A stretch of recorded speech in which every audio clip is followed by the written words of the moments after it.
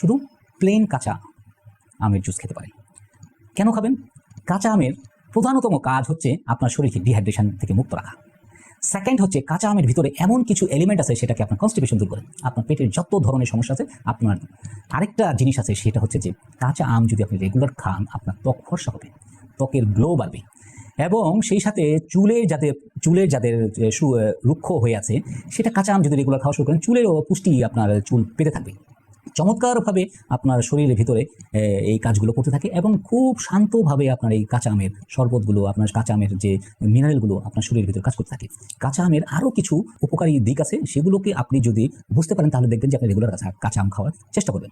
আমাদের কিন্তু গ্রাম বাংলায় সাধারণত আমরা কাঁচা আম কাঁচাভাবেই খেতে পারি, কিন্তু এছাড়া কাঁচা আমের আচার হয়, কাঁচা আমের মোরব্বা হয়, নানান কিছু হয়ে থাকে। সেগুলো এখন ওগুলো নানানভাবে একটু দূষিত হয়ে গেছে, এই কারণ ওগুলোর মধ্যে চিনি দিতে হবে, ওগুলোর মধ্যে আপনার নানানভাবে তেল দিতে হয়। সেগুলো না খেয়ে আপনি যদি কাঁচা আমটা কাঁচাভাবে খান, আপনি কিন্তু আরেকটা জিনিস আপনি খেতে পারেন, সেটা হলো কাঁচা আমের আমাদের একটা বড় খাওয়ার একটা উপযোগী সময় হচ্ছে যে ডালের সাথে। আমরা ডালের সাথে কাঁচা আম খেতে পছন্দ করি, এটাও আপনার জন্য খুব ভালো। কাঁচা আম আপনার পেটের কষাটা আপনাকে ঠিকঠাক তো করবেই, সেই সাথে আপনার যারা আইবিএস রোগী আছেন, পেটে ভুটভাট করতে থাকে,